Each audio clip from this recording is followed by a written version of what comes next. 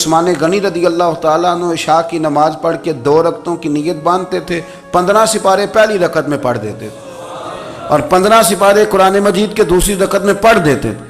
آپ نے نا حضرت عمر فاروق کے وصال کے بعد ان کی ایک بیوہ سے نکاح کیا، حضرت عثمان غنی نے نکاح کیا۔ وہ خاتون آپ کے نکاح میں آئیں تو عرض کرنے لگیں، امیر المومنین میرے لیے اعزاز تو بہت ہے کہ میں امیر المومنین کی بیوہ تھی تو امیر المومنین کی منکوحہ ہو گئی ہوں، لیکن حضور نہ تو میں جوان ہوں کہ میرے اندر رغبت ہوتی اور نہ میں اب اس قابل ہوں کہ کوئی خدمت کر سکوں، میرے ساتھ نکاح کی وجہ کیا بنی؟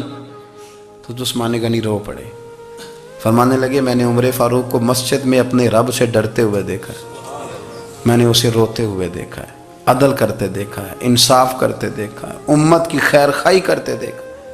تمہارے ساتھ نکاح اس لیے کیا ہے کہ تم مجھے یہ بتاؤ کہ عمر فاروق گھر کے اندر اپنے رب کو کیسے راضی کرتے تھے، گھر کے اندر کیسے راضی کرتے تھے، وہ طریقے بتلاؤ، تم بتاتی جانا اور میں بھی اسی طرح گھر میں عبادت کروں۔ میرے رسول کریم علیہ السلام نے ارشاد فرمایا، حضور فرمانے لگے جس گھر میں اللہ کا ذکر ہوتا ہے وہ گھر زندوں کا ہے، اور جس گھر میں رب کریم کا ذکر نہیں ہوتا وہ گھر زندوں کا نہیں ہے۔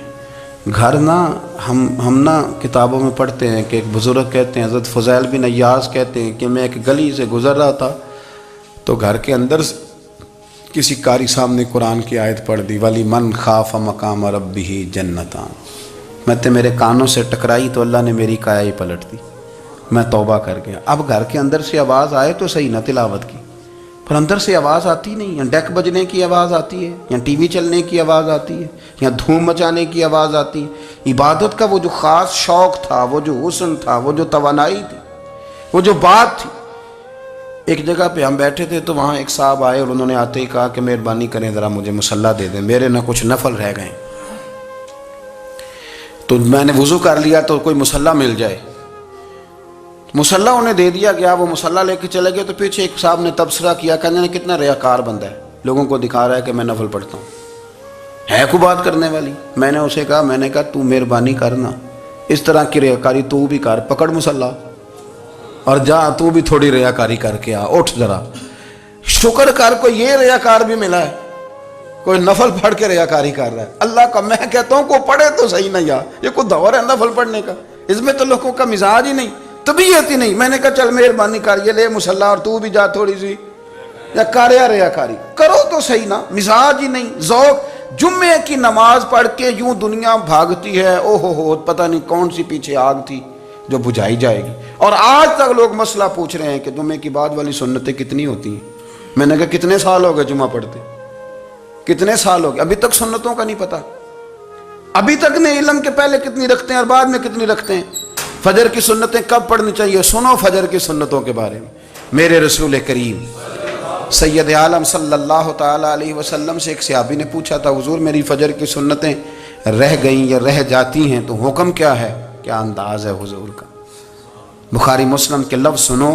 حضور سید عالم صلی اللہ علیہ وسلم فرمانے لگے، اس نے کیا پوچھا تھا، حضور جواب کیا دیتے ہیں؟ فرمایا فجر کی سنتیں کبھی نہ چھوڑنا، فجر کی پہلی 2 سنتیں کبھی نہ چھوڑنا۔ یا رسول اللہ صلی اللہ تعالیٰ علیہ وسلم میری رہ گئی ہیں، رہ جاتی ہیں۔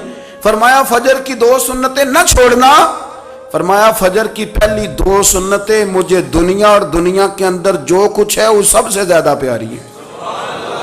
فجر کی 2 سنتیں دنیا اور دنیا میں جو کچھ ہے مجھے وہ سب سے زیادہ پیاری ہیں، اس لیے فجر کی سنتیں نہ چھوڑنا۔ اپنا ذوق، اپنی طبیعت، ہم نے نا ذوق غلط بنا لیا ہے۔ اگر 20 بندے کہہ بھی دیں گے تو نے بڑی شاندار تلاوت کیا تو کیا اس سے بنے گا؟